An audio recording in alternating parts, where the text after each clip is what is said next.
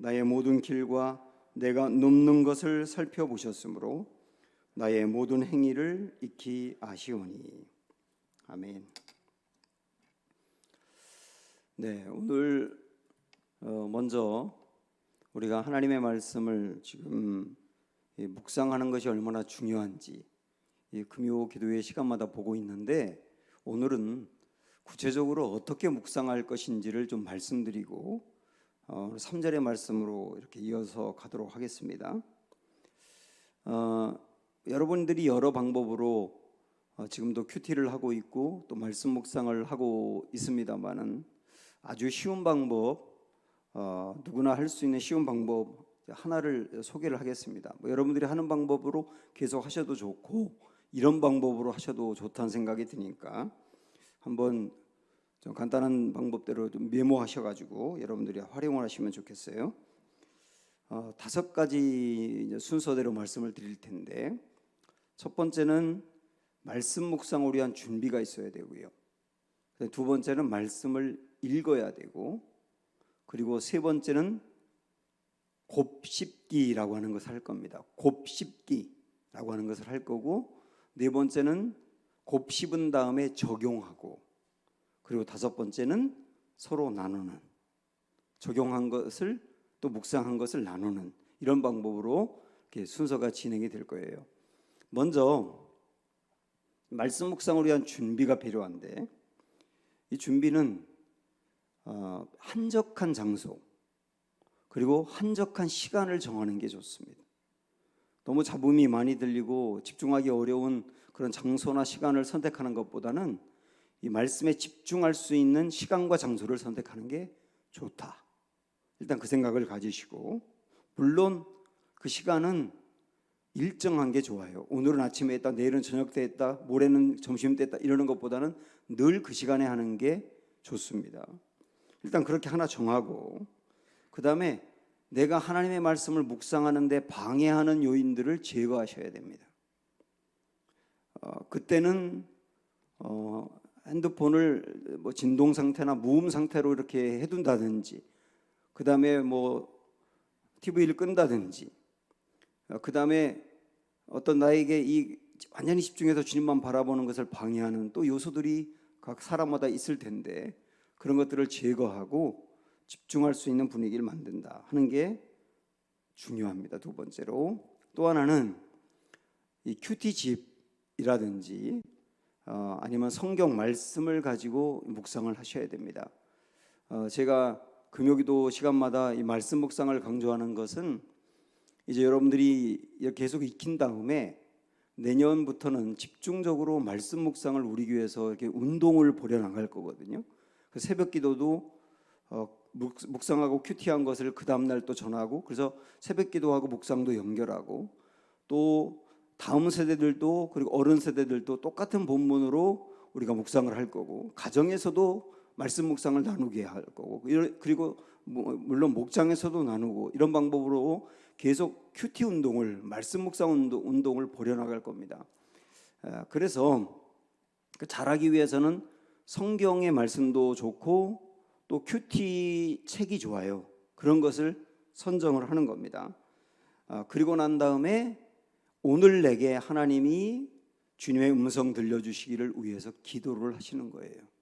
여기까지가 묵상을 위한 준비 단계다, 이렇게 할 수 있습니다. 다시 한번 정리하면, 한적한 장소와 한적한 시간을 정한다. 그리고 하나님 말씀 묵상하는 것을 방해하는 요인들을 제거한다. 그리고 큐티집이라든지 성경 말씀을 선택을 한다. 왜냐하면 그 매일매일 순서대로 나오니까. 그리고 기도를 한다. 여기까지 준비란 말이죠. 그 다음에 두 번째 단계로 이제 본문을 읽어야 됩니다. 읽기 위해서 이 본문을 오늘 내가 읽으려고 하는데 내 마음에 너무 근심이 많다든지 잡생각이 많다든지 좀 분노가 일어났다든지, 그러면 이게 집중이 안 되니까 최대한 그런 마음이 있을 때 우리 주님께 기도하면서 이 마음을 좀 비워달라고, 이 마음을 비우고 하나님의 말씀으로 채워달라고 이렇게 기도하면서 최대한 마음을 비우도록 하시는 게 중요합니다. 그리고 그 다음 말씀을 읽는데요, 큐티지 같은 경우는 본문이 깁니다. 그래서 예를 들면 여기 시편 139편을 본문으로 삼는다 그러면 우리 같이 한 절을 보는 게 아니라 뭐 1절부터 마지막 24절까지 다 본다든지 중간쯤 쪼개서 한 12절 정도 본다든지 그렇게 좀 본문이 긴데, 그리고 본문이 긴 말씀을 가지고 묵상하는 분들은 그 본문 전체를 이해를 하셔야 돼요.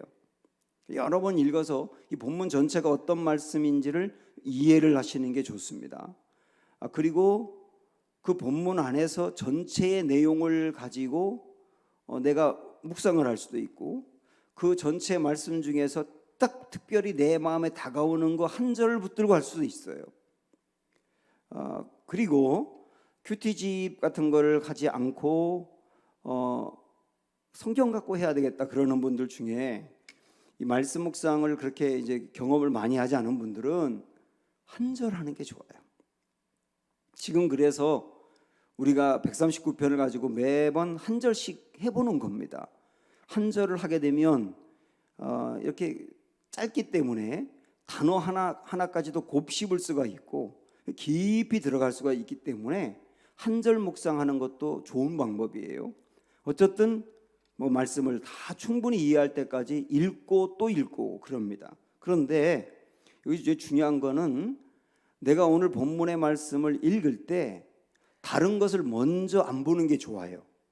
이 본문을 해석한 뭐 주석 같은 거라든지 이 본문을 해석한 다른 큐티집이라든지 다른 어떤 설교라든지 이런 걸 듣고 말씀을 보는 것보다는 그냥 그 말씀 자체를 제일 먼저 충분히 보는 게 좋습니다. 그 읽는 동안 성령님이 이미 내게 말씀하시기 시작을 하거든요.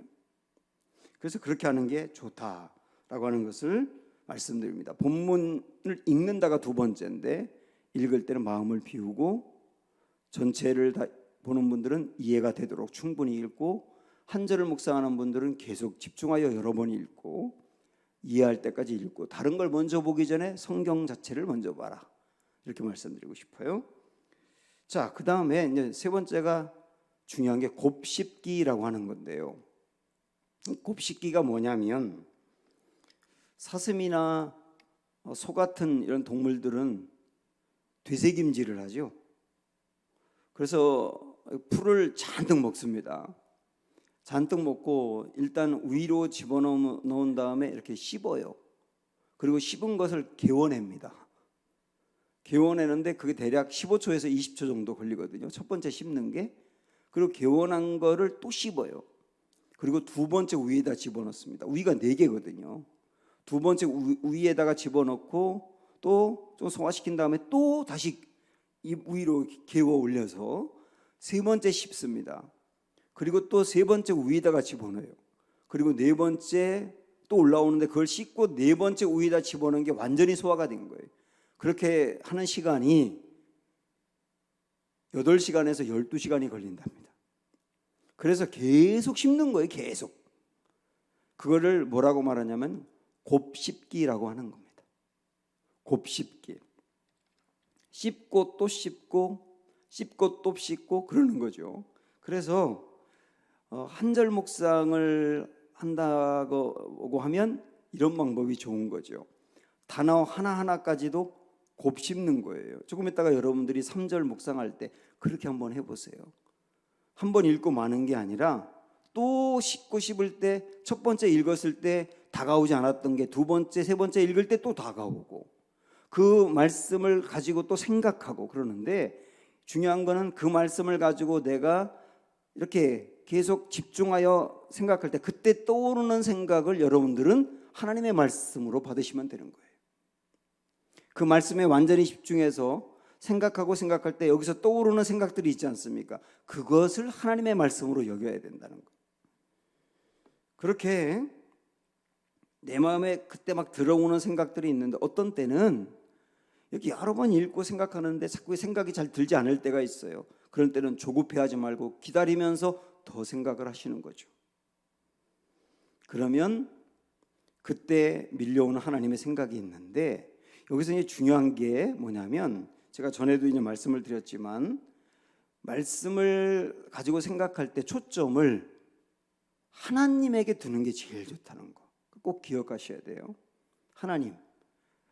조금 더 구체적으로 말씀드리면 이런 겁니다. 하나님의 본질과 능력과 성품을 가지고 생각을 하는 거예요. 본질과 능력과 성품.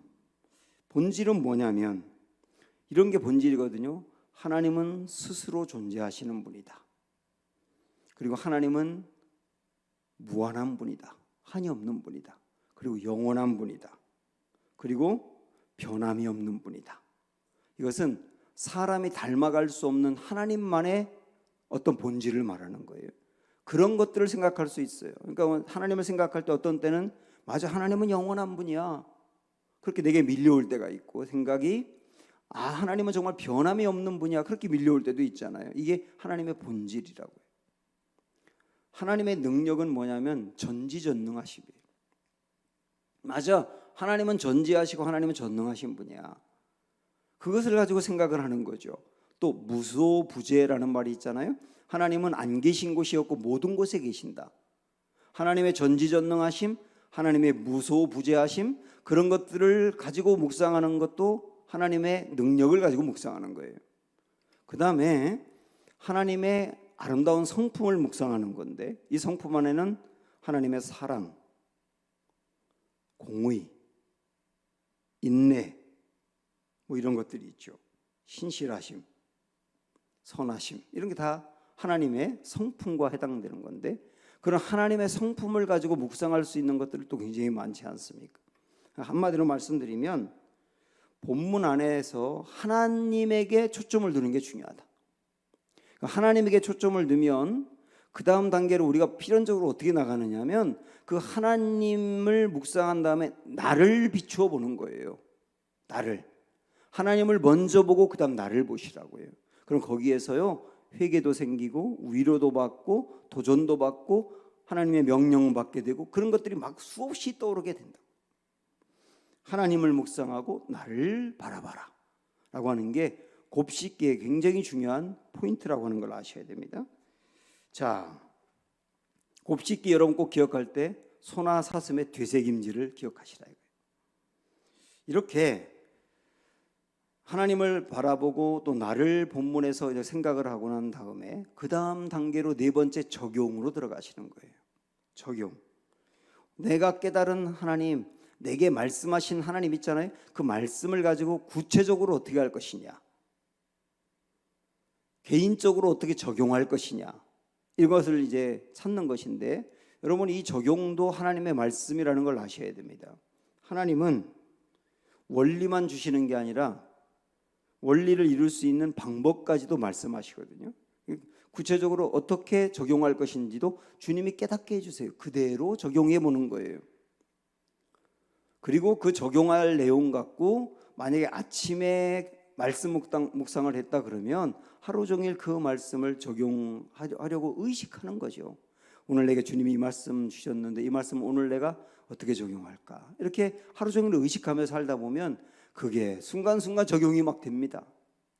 그리고 나서 저녁 때쯤에 내가 오늘 하나님 말씀하고 적용한 것을 이렇게 마음으로 정리해 보면 풍성한 하나님의 은혜가 있을 거예요. 이렇게 적용을 하고 난 다음에 마지막으로 하나 더 추가해서 정말 좋은 것은 뭐냐면 그 말씀을 나누는 겁니다. 나누는 거. 가정에서 나누는 게 정말 좋고, 또 아주 친하게 지내는 영적 교제를 하는 분과 나누어도 좋고, 우리 교회에서는 내년에 이 큐티나 말씀 묵상한 걸 나눌 수 있는 밴드를 만들 거거든요. 거기에다 나누셔도 좋고, 그래서 나눔을 가지면 가질수록 더 책임 있게 할 수 있고 풍성하게 할 수가 있어요. 요 5가지를 여러분들이 한번 생각하시면서 자꾸 훈련하시다 보면 이 말씀 묵상이 익숙해지게 될 겁니다. 오늘도 한번 그렇게 적용해 보시기를 바랍니다. 3절의 말씀을 간단하게 좀 안내를 하고 한번 실습을 한번 해볼게요. 우리는 그 사람들의 시선을 되게 의식을 많이 합니다.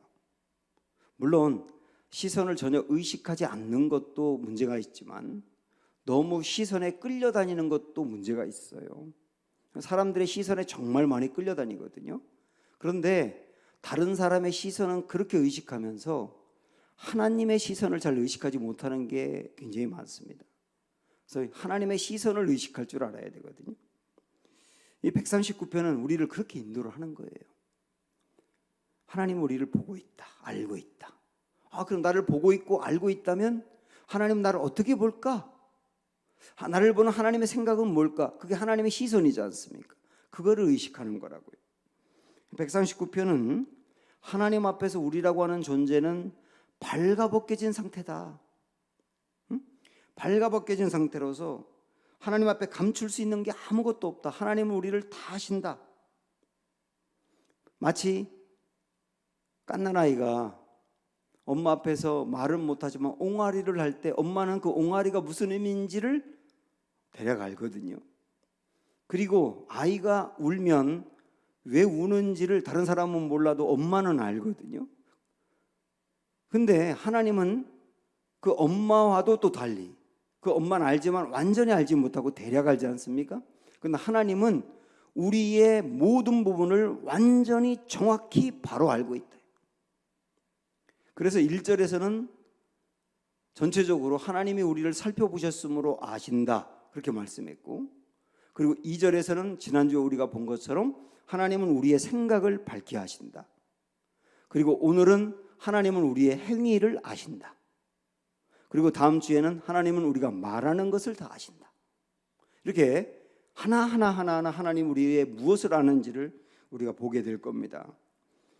이렇게 오늘 3절에서는 하나님이 우리를 행위를 하신다 하는 걸 말씀하는데, 다시 한번 3절 자 읽어볼까요? 나의 모든 길과 내가 눕는 것을 살펴보셨으므로 나의 모든 행위를 익히 아시오니. 내가 눕는 것도 아시고 내가 뭔가 걸어가면서 행하는 것도 아시고 나의 모든 행위를 전부 다 주님이 알고 있다. 그런데 여기 아신다는 것은 경찰처럼 지켜보면서 흠을 잡고 벌을 주고 그러려고 하시는 게 아니라 지키기 위해서 하시는 거잖아요, 사실은. 여러분 그걸 생각을 하시면서 오늘 3절 묵상을 하도록 하겠습니다. 시간을 좀 드릴 테니까 이렇게 마음에 느껴지는 것도 써보시면서 아까 우리 배운 대로 한번 해보면 좋겠어요.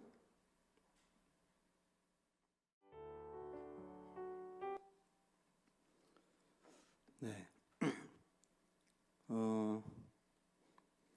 사실 옆 사람하고 나눠보면 참 좋겠다는 생각이 드는데 지금 나누는 게 위험하기 때문에 삼가하도록 하겠습니다. 좀 더 못하신 분들은 나중에 추가해서 하시면 좋겠고요. 저는 요 3절을 이렇게 묵상하면서 나의 모든 길과 내가 눕는 것을 살펴보신다. 나의 길이라고 하는 것은 내가 일어서서 행하는 거죠. 그 다음에 눕는 것은 일어나지 못하고 그 자리에 있는 거죠.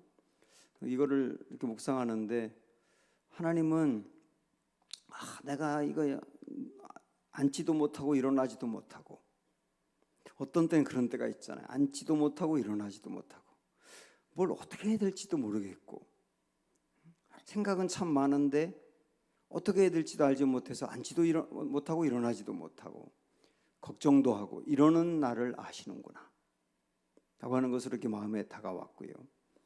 그리고 또 하나는 아신다고 했는데, 여기 살펴보아서 아신다고 했는데 주님은 아시는 것으로 끝나지 않잖아요. 나도 알아, 이거로 끝날 리가 없지 않습니까? 우리의 행위를 아신다고 하면 우리를 아시기 때문에 올바른 길로 인도하시는 하나님이시구나.